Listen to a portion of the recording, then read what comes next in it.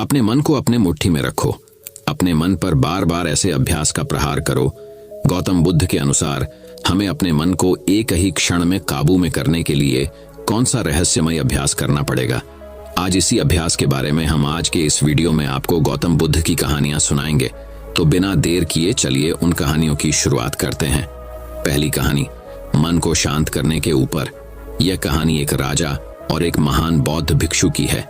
भारत के दक्षिण राज्य में एक बहुत समृद्ध राजा हुआ करते थे, जिनका मन कुछ समय से बहुत अशांत चल रहा था। वह राजा अपने मन को शांत करने का बहुत प्रयास करता है, लेकिन उसका मन शांत नहीं हो पाता। वह अपने राज्य के बड़े बड़े विद्वानों को बुलाता है और पता लगाता है कि मन को कैसे शांत किया जाए। बड़े बड़े विद्वान आते हैं और उपाय बताकर चले जाते हैं, लेकिन कोई भी उपाय काम नहीं करता। एक दिन एक व्यक्ति राजा के पास आता है और कहता है, हे राजन, मेरे पास आपके मन को शांत करने का सबसे उत्तम उपाय है। राजा उस व्यक्ति की बात सुनकर बहुत खुश हो जाते हैं और उस व्यक्ति से कहता है कि अगर तुमने ऐसा कर दिया तो मैं तुम्हें मनचाहा धन प्रदान करूंगा। यह सुन व्यक्ति बोला, राजन, तुम्हारा मन मैं तो शांत नहीं कर सकता, पर एक सन्यासी है जो आपका मन शांत कर सकता है। वह कोई आम सन्यासी नहीं, बल्कि वह दुनिया का बहुत बड़ा विद्वान सन्यासी है। वो आपका समाधान जरूर कर देगा।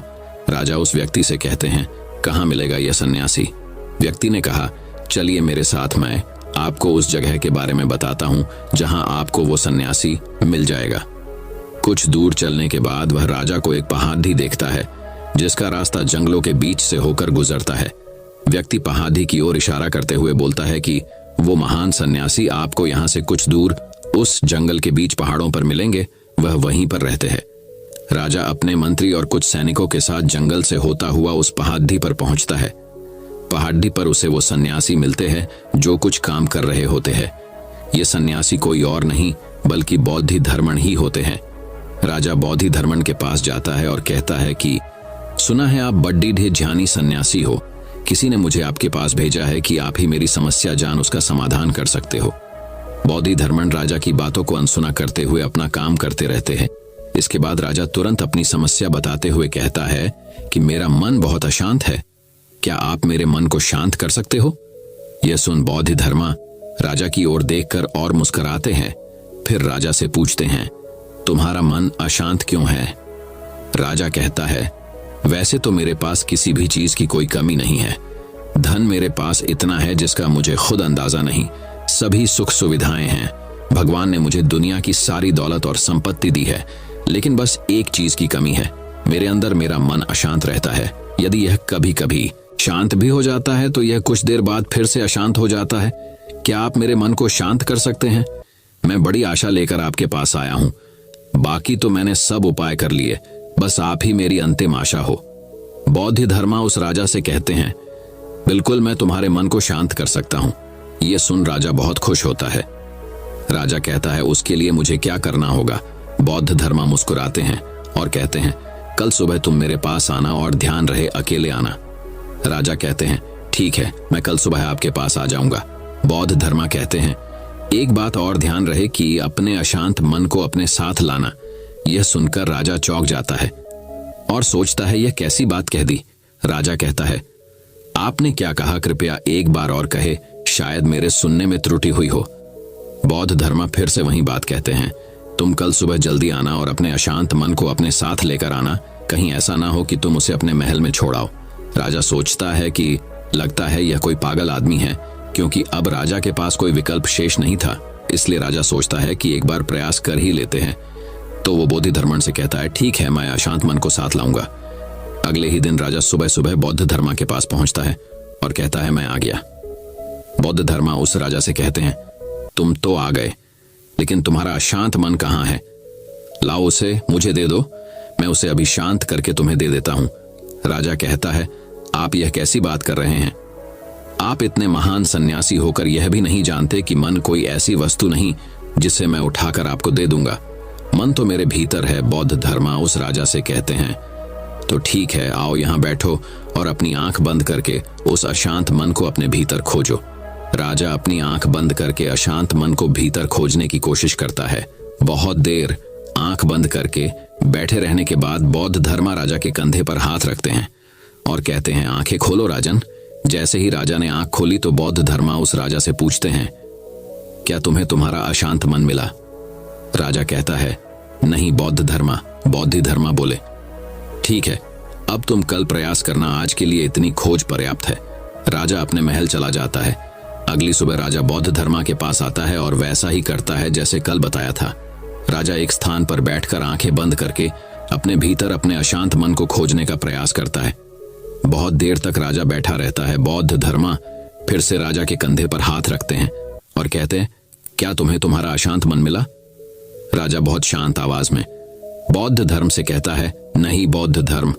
लेकिन इस बार बौद्ध धर्मा फिर से वही बात कहते हैं कि कल फिर से आना और पुनः प्रयास करना। अगले दिन राजा बौद्ध धर्मा के पास आया और वैसा ही करता है जैसे पूरे 2 दिन से कर रहा था। राजा बैठता है और अपनी आंखें बंद करता है और अपने भीतर अशांत मन को खोजने का प्रयास करता है। बहुत देर होने के बाद हर बार की तरह इस बार भी बौद्ध धर्मा राजा के कंधों पर हाथ तो रखते हैं और इस बार राजा की आंखें नहीं खुलती। राजा बस अपनी आंखों को बंद करके बैठा रहता है। इस बार राजा पूरी तरह ध्यान मग्न हो जाता है। काफी समय बीत जाता है। वह बौद्ध धर्मा भी राजा के पास ही बैठे रहते हैं। पूरा दिन बीत जाता है, पूरी रात बीत जाती है। अब अगले ही दिन सुबह के समय राजा अपनी आंखें खोलता है और जैसे ही राजा की आंखें खुलती है, राजा अपने सिर को बौद्ध धर्मा के चरणों में रख देता है और कहता है, मुझे मेरा अशांत मन तो कहीं नहीं मिला, पर वो परम शांति जरूर मिल गई जिसकी तलाश में अब तक मैं यहाँ वहां भटक रहा था। तो दोस्तों, उस राजा की तरह हम भी अपने मन की शांति को कहीं बाहर खोज रहे होते हैं, लेकिन हमारे मन की शांति हमारे अंदर ही है। उस शांति को मन से बैठकर आपको खोजना पड़ेगा। फिलहाल आज की नैतिक कहानी यहीं पर खत्म होती है। तो अब दोस्तों चलिए गौतम बुद्ध की दूसरी रहस्यमयी कहानी की शुरुआत करते हैं। दूसरी कहानी, बुद्धा और मोहनदास। काशी के एक गांव में मोहनदास नाम का एक 10 साल का बालक अपने पिता के साथ रहता था, जिसका जन्म एक बेहद गरीब परिवार में हुआ था। मोहनदास जब 5 साल का था तब उसकी माता किसी गंभीर बीमारी के चलते पैसों की कमी और आसपास कोई चिकित्सा सा केंद्र न होने की वजह से चल बसी थी। मोहनदास के पिताजी ठाकुरों के खेतों में मजदूरी किया करते थे, जिससे मिलने वाले पैसों से मुश्किल से ही घर का खर्च चल पाता था।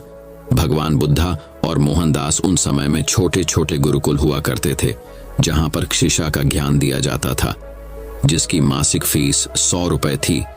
मोहनदास के पिताजी जैसे तैसे मजदूरी करके रोज का मात्र 20 रुपया ही कमा पाते थे, यानी कि महीने का 600 रुपया, जिसमें से 100 रुपए मोहनदास की फीस में चले जाते थे और बाकी के 500 से घर का गुजारा होता था। मोहनदास पढ़ाई में अच्छा था और साथ में बद्धा ही जिज्ञासु भी था। गुरुकुल में मोहनदास बहुत मन लगाकर पढ़ता और अपने मास्टर से खूब सारे सवाल करता। मास्टर जी भी मोहनदास के सभी सवालों का जवाब दे देते। इस तरह मोहनदास के मन में चल रहे सवालों की जिज्ञासा शांत हो जाती थी। गुरुकुल से छुट्टी होते ही वह तुरंत अपने पिता के पास उनके काम में हाथ बटाने के लिए पहुंच जाता। धीरे धीरे ऐसे ही समय बीतता गया। ठीक 6 साल बाद मोहनदास और उसकी पिता की जिंदगी में फिर से दुखों ने दस्तक दे दी। मोहनदास जब 16 साल का हुआ तब उसके पिता बीमार पड़ने लगे थे। अब उनमें मजदूरी करने की ताकत नहीं थी। पैसे न होने की वजह से मोहनदास का गुरुकुल भी छूट चुका था। इस तरह मोहनदास ने 7 साल की उम्र से 16 साल की उम्र तक ही गुरुकुल से शिक्षा हासिल कर पाता है। मोहनदास पिता को लेकर बहुत परेशान था, क्योंकि मोहनदास के पास अपने पिता का इलाज कराने के लिए अब पैसे नहीं थे। जैसा कि मोहनदास बद्धा ही जिज्ञासु बालक था, जिस वजह से वह किसी भी अमीर इंसान को देखता तो अपनी जिंदगी के बारे में सोचने लग जाता। इन सब हालातों के चलते मोहनदास के दिमाग पर ऐसा असर हुआ कि वह मजदूरी करने लगा। मोहनदास वो हर संभव प्रयास करने लगा जिससे उसके पास धन आए और वो अपने पिता की बीमारी का उपचार करवा सके।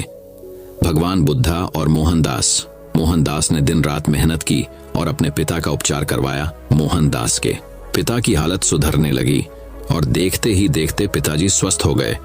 पिताजी मोहनदास की मेहनत से बहुत खुश थे। मोहनदास के पास अब इतना धन हो चुका था कि मोहनदास ने एक खेत और 2 गाय खरीद ली थी। जिन हालातों के चलते मोहनदास ने यह कदम उठाए थे, आज उसी की बदौलत मोहनदास के पास खूब धन था, जिससे उसकी जिंदगी की लगभग सब जरूरतें पूरी हो जाती थी। भगवान बुद्धा और मोहनदास जिज्ञासु होने की वजह से बड्ढे बड्ढे धनवान लोगों की जिंदगी के बारे जानने लगे, जिसका असर मोहनदास के दिमाग पर यह हुआ। उसकी मानसिकता अब यह बन चुकी थी कि अब धन ही सब कुछ है, धन से कुछ भी खरीदा जा सकता है। मेरे पास जितना अधिक धन होगा मैं उतना ही खुश रहूंगा, और मेरे पिता भी। अपनी इसी इच्छा को पूरा करने के लिए मोहनदास ने दूध का व्यापार शुरू कर दिया। यहीं से शुरू हुआ सफर मोहनदास के धनवान बनने का। अब देखते ही देखते उसकी जरूरतें इच्छाओं में बदलने लगी। अपनी इच्छाओं को पूरा करने के लिए मोहनदास धन का सहारा लेता। कुछ समय बाद मोहनदास के पिता अपनी इच्छा जताते हुए बोले, बेटा अब तुम जल्दी ही शादी कर लो, मेरी जिंदगी का अब कुछ पता नहीं कब क्या हो जाए। मोहनदास अपने पिता की इच्छा को पूरा करने के लिए शादी के लिए मान जाता है। मोहनदास का विवाह हो जाता है। मोहनदास खुशी पाने के लिए ऐशों आराम के सभी भोग विलास सामान खरीद लेता है, और उसने एक आलीशान हवेली भी बनवाई। अब एक दिन ऐसा भी आया कि सब कुछ उसके पास होने के बावजूद भी मोहनदास दुखी सा रहता था, क्योंकि उसका मन संतुष्ट नहीं होता था। इधर एक तरफ उसकी इच्छाएं जो खत्म होने के नाम ही नहीं लेती थी। अब मोहनदास का मन कहीं भी नहीं लगता था। वह परेशान रहने लगा। जब से मोहनदास ने अपनी तमाम इच्छाओं को पूरा करने सफर शुरू किया था, तब से मोहनदास सुख चैन की नींद नहीं सो पाया था। मोहनदास की हालत पागलों जैसी होने लगी थी। उसे संतुष्टि नहीं मिल रही थी। उसे समझ नहीं आ रहा था कि क्या करे। इधर भगवान बुद्ध नेपाल से बौद्ध धर्म का प्रचार करते हुए भारत में काशी की तरफ आ रहे थे। भगवान बुद्ध काशी के एक गांव में रुक हुए थे। मोहनदास को इस बात का पता चलते ही वह भगवान बुद्ध जी के पास पहुंच जाता है। भगवान बुद्ध अपने अनुयायियों को प्रवचन सुना रहे थे। इतने में मोहनदास बुद्ध जी के पास रोते हुए पहुंचा और बोला, मैं इस जिंदगी में बहुत परेशान हो गया हूँ। हे बुद्ध, मैंने जीवन में खूब धन कमाया ताकि अपने सुकून के लिए कुछ भी खरीद सकूं। मुसीबत के समय मेरे यह धन मेरे बहुत कम आए। इनसे मैंने अपनी हर सुख सुविधा की वस्तुएं खरीदी, जिनसे मुझे बहुत खुशी मिली। तो ऐसी क्या वजह है कि जो मेरा मन संतुष्ट नहीं हो रहा? आज मेरे पास सब कुछ है जिससे मैं खुश तो रहता हूं, लेकिन अधिक समय तक नहीं। सब कुछ होने के बाद भी मुझे सुकून क्यों नहीं मिल रहा? मन को शांति और संतुष्टि नहीं मिल रही जो मिलनी चाहिए। कृपा कर मेरी इस समस्या का समाधान करें, अन्यथा मैं खुद को खत्म कर दूंगा। तब भगवान बुद्ध मुस्कुराए और कहा, तुम्हारे दुख का कारण तुम्हारी असीमित इच्छाएं हैं। धन दौलत से तुम लंबे समय की खुशियां तो खरीद सकते हो, लेकिन सुकून की जिंदगी नहीं। धन से इंसान सुकून का एक पल भी नहीं खरीद सकता है। धन से तुम खुशियों का महल, मखमल के गद्दे और सोने चांदी से बनी चारपाई तो खरीद लोगे, लेकिन सुकून की नींद कभी नहीं खरीद सकते, क्योंकि यह धन से नहीं ध्यान से खरीदे जाते हैं। सुकून खुद तुम्हारे अंदर मौजूद है, जो कि एक असीमित इच्छाओं वाले पहाड़ के नीचे दबा हुआ है। जिस दिन तुम अपनी असीमित इच्छाओं के विचारों को एक सीमित दायरे में कैद कर लोगे, तो उसी दिन से असीमित इच्छाओं वाले पहाड़ के नीचे दबा हुआ सुख और सुकून आजाद होकर तुम्हारे जीवन में बस जाएंगे। बुद्ध की इन बातों का मोहन के मन पर सकारात्मक असर हुआ, मानो मोहन के सर से कोई बोझ उतर गया हो। अब मोहन के अंदर खुद को सुखी करने की कोई इच्छा शेष नहीं बची थी। वो समझ चुका था कि मेरी परेशानी का कारण मेरी यह असीमित इच्छाएं ही है, जिस वजह से मैं सुख की नींद कभी नहीं सो पाया, कभी भी सुख के फल का स्वाद नहीं चख पाया था। अब मुझे कुछ नहीं चाहिए। कुछ दिन बाद मोहन ने खुद यह अनुभव किया कि अब सच में कितना सुकून है मेरी जिंदगी में। शुरू से मैं मूर्ख, सुकून पाने के लिए खुद पर धन दौलत लुटाता रहा, बस धन कमाने के पीछे भागता रहा। जीवन के इस सत्य से अनजान रहा कि सुकून तो मेरे अंदर ही था, जो असीमित इच्छाओं के अंधेरे में कहीं खो गया था। और आज मन से मैं बहुत हल्का महसूस कर रहा हूं। आज जाकर मेरे मन को सुख की संतुष्टि प्राप्त हुई है। जय हो महात्मा बुद्ध की, जिन्होंने मुझे यह ज्ञान दिया। अन्यथा मैं यूं ही सारी जिंदगी सुख चैन की तलाश में भटकता रहता और अंततः मृत्यु को प्राप्त हो जाता। तो दोस्तों, इस कहानी से हमें यह सीख लेनी चाहिए कि अपनी इच्छाओं को सीमित ही रखें, तो ही जीवन में सुख का आनंद ले सकते हैं। तो अब दोस्तों चलिए बढ़ते हैं हमारी गौतम बुद्ध की तीसरी रहस्यमयी कहानी की तरफ। तीसरी कहानी, लोमधी और भिक्षु। एक बौद्ध भिक्षुक भोजन बनाने के लिए जंगल से लकड़ियां चुन रहा थे कि तभी उन्होंने बिना पैरों की लोमड़ी को देखते हुए मन ही मन सोचा, आखिर इस हालत में ये जिंदा कैसे है, और ऊपर से ये बिल्कुल स्वस्थ है। इस तरह के विचार करता हुआ वह अपने ख्यालों में खोया हुआ था कि अचानक चारों तरफ अपराधफरी मचने लगी। जंगल का राजा शेर उस तरफ आ रहा था। खतरे को भांप भिक्षुक भी तेजी दिखाते हुए एक ऊंचे पेड़ पर चढ़ गया और वहीं से सब कुछ देखने लगा।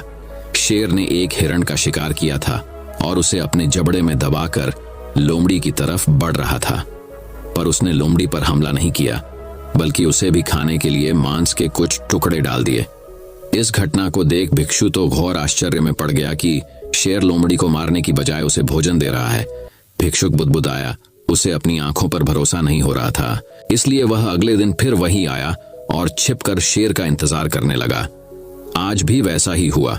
शेर ने अपने शिकार का कुछ हिस्सा लोमड़ी के सामने डाल दिया। एक बार फिर से ऐसा दृश्य देख भिक्षु मन ही मन बोला, कदाचित यह भगवान के होने का प्रमाण है। जो वास्तव में ऐसा घटित हो रहा, वह जिसे पैदा करता है उसकी रोटी का भी इंतजाम कर देता है। आज से इस लोमड़ी की तरह मैं भी ऊपर वाले की दया पर जीऊंगा। ईश्वर मेरे भी भोजन की व्यवस्था करेगा।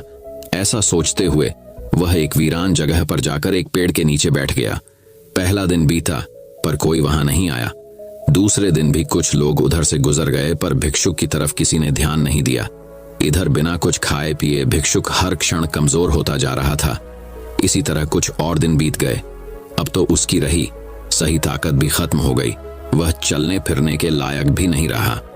उसकी हालत बिल्कुल मृत व्यक्ति की तरह हो चुकी थी कि तभी एक महात्मा उधर से गुजरे और भिक्षुक के पास पहुंचे।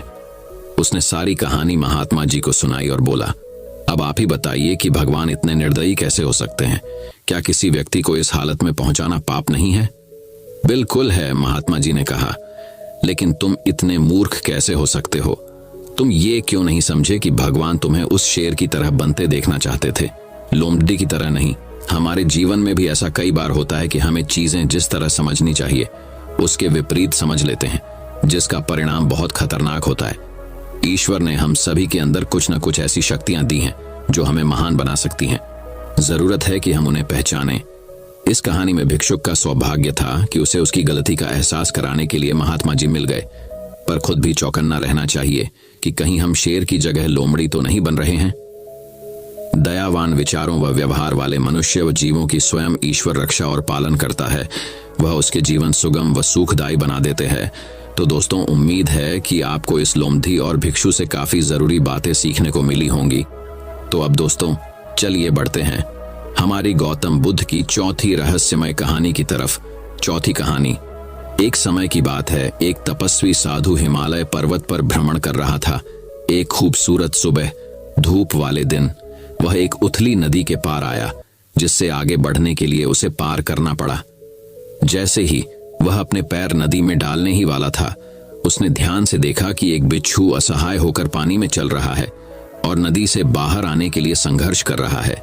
यह लगभग किनारे को छू रहा था, लेकिन जमीन पर पकड़ बनाने के लिए पर्याप्त नहीं था। संत को पता था कि बिच्छू तैर नहीं सकते और अगर उन्होंने बिच्छू को नहीं बचाया तो वह डूब जाएगा। संत ने उसे बचाने का फैसला किया, इसलिए संत ने संघर्षरत बिच्छू को पास की सूखी भूमि पर रखने के इरादे से सावधानी से अपनी बाईं हथेली में उठाया। जब साधु उसे धीरे से सूखी भूमि पर रखने ही वाला था, अचानक बिच्छू ने उसकी उंगली में डंक मार दिया और गुस्से में हथेली से उछलकर फिर से पानी में गिर गया। उसने पानी से बाहर आने के लिए अपना संघर्ष फिर से शुरू कर दिया। आर्षी ने उसके बीमार बाएं हाथ को अपने दाएं हाथ से सहलाया। उनका शरीर अत्यधिक दर्द में था, लेकिन उनका मन शांत था। मन में रखना, इससे बिच्छू की जान जा सकती थी। इस बार आर्षी ने बिच्छू को नदी के पानी से बाहर निकालने के लिए दाहिने हाथ का इस्तेमाल किया। हालांकि बिच्छू घबरा गया और उसने फिर से डंक मार दिया। एक बार फिर वह हथेली से उछलकर नदी के पानी में गिर गया और बाहर निकलने के लिए फिर से संघर्ष करने लगा। साधु के दोनों हाथ असहनीय दर्द से झुलस गए, लेकिन आर्षी हार मानने वालों में से नहीं थे। उसने फिर से बिच्छू को बचाने की कोशिश की। इस बार उसने अपने हाथ जोड़े और बिच्छू को एक तेज गति में उठा लिया। इससे पहले कि बिच्छू प्रतिक्रिया करता, भिक्षु ने उसे सुरक्षित रूप से सूखी भूमि पर गिरा दिया। बिच्छू किनारे के पास पड़े कंकड़ पत्थरों में गायब हो गया। आर्षी को खुशी महसूस हुई, क्योंकि वह अपनी दृढ़ता को पूरा करने और बिच्छू की जान बचाने में सफल रहे। उसने सोचा कि यह दर्द सहने लायक है। कुछ ही दूरी पर आरशी से बेखबर एक आदमी आश्चर्यचकित और स्तब्ध होकर पूरे घटनाक्रम को देख रहा था। वह तेजी से साधु के पास आया और बोला, प्रार्थना करें, क्या मैं आपसे एक प्रश्न पूछ सकता हूं? हाँ, आप ऐसा कर सकते हैं, भिक्षु ने उत्तर दिया। उस आदमी ने कहा, सबसे पहले मेरी राय में बिच्छू को बचाने की कोई जरूरत नहीं थी। यह किसी के लिए भी अच्छा नहीं है और किसी के लिए अच्छा हो भी नहीं सकता। दूसरे, यदि आपने दया या करुणावश उसे बचाने की कोशिश की तो आप बस एक बार कोशिश कर सकते थे। मुझे बहुत आश्चर्य हो रहा है कि इतनी कृतज्ञता पूर्वक यह बात आपको चुभने के बाद भी आप उसे बचाने के प्रयास में लगे रहे। कृपया मुझे कारण बताएं, क्यों? जब इसने तुम्हें डंक मार दिया तो फिर तुमने इस पर जोर क्यों नहीं डाला? होह, यह बहुत आसान है मेरे प्यारे बच्चे, ऋषि ने धीरे से अपने झुलसे हुए हाथों को एक दूसरे पर रगड़ते हुए उत्तर दिया। ये एक बिच्छू था, एक ऐसा प्राणी जिसका स्वभाव डंक मारना, दर्द देना, घबराना और दूसरे को नुकसान पहुंचाना है। यह दया या करुणा का कोई लक्षण नहीं दिखाने के लिए जाना जाता है, यह कमजोर माना जाता है। जबकि मैं एक भिक्षु हूं जिसे हर जगह बिना शर्त प्यार, दया और करुणा फैलाना है। मुझे सबसे मजबूत माना जाता है। मेरे मूल्यों और सिद्धांतों, मेरे दर्शन और नैतिकता, मेरी जीवन शैली और प्रथाओं, मेरी उन्नत भावनात्मक और मानसिक स्थिति के साथ मुझे दूसरे व्यक्ति को शुद्ध और परिवर्तित करना है। क्या मैं सही युवक हूं? युवक ने सहमति में सिर हिलाया। भिक्षु ने आगे कहा, ठीक है, जब बिच्छू जैसा छोटा, कमजोर और नीच प्राणी एक पवित्र व्यक्ति की उपस्थिति में अपना मूल स्वभाव, अपने लक्षण और अपनी प्रतिक्रियाएं नहीं बदलता, भला क्या मुझे, जिसे साधु माना जाता है, बिच्छू की उपस्थिति में अपना सदाचार, अपना व्यवहार छोड़ देना चाहिए? क्या मैं अब इतना असहाय हो गया हूं कि एक कंजूस प्राणी को मुझे बदलने, अपने सिद्धांतों और गुणों को त्यागने की इजाजत दे सकता हूं? बिच्छू ने वही किया जो उसका मूल स्वभाव है और मैंने वही किया जो मेरा मूल स्वभाव है। इसने अपना व्यवहार बरकरार रखा और मैंने अपना, मेरा धर्म किसी भी प्रकार के प्राणी, मनुष्य या जानवर की मदद करना है और मैंने यही किया। उस व्यक्ति ने संत के चरणों में प्रणाम किया और संत द्वारा उसके साथ साझा किए गए गहन ज्ञान के लिए अपना आभार व्यक्त किया। जब हम रोजमर्रा की जिंदगी में अलग अलग लोगों के साथ बातचीत करते हैं तो असहमति होना सामान्य बात है, बल्कि मुझे कहना होगा कि यह काफी स्वाभाविक है। आपको बिच्छू से लेकर संत, कृतज्ञ से कृतघ्न, कमजोर से ताकतवर, अच्छे से बुरे आदि विभिन्न प्रकार के लोग मिलेंगे। यदि वे आपके व्यवहार को बदलने, आपको उकसाने, प्रतिक्रिया करने के लिए मजबूर करने, आपका संतुलन बिगाड़ने में सक्षम हैं, तो वे आपसे कहीं अधिक मजबूत हैं। कठिन परिस्थितियों में या संघर्ष की स्थिति के दौरान यदि आप शांत रहते हैं और अपनी अच्छाई बनाए रखते हैं तो आप विजेता बनकर आपको कभी भी अपने कार्यों, विचारों और शब्दों को दूसरों के नकारात्मक व्यवहार से प्रभावित नहीं होने देना चाहिए।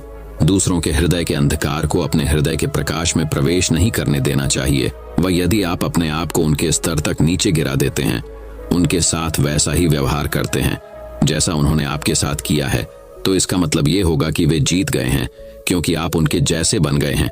यदि आपको अलग बनना है तो लोगों से अलग सोच रखनी होगी। तो अब दोस्तों, चलिए बढ़ते हैं हमारी गौतम बुद्ध की 5वीं रहस्यमय कहानी की तरफ।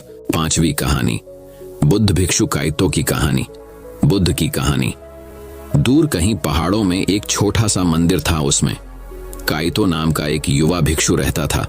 उसको एक पवित्र मिशन के लिए चुना गया। यह मिशन चोरों के एक कुख्यात गिरोह से अत्यंत महत्वपूर्ण अवशेष, बुद्ध की एक भव्य मूर्ति की रक्षा करना था।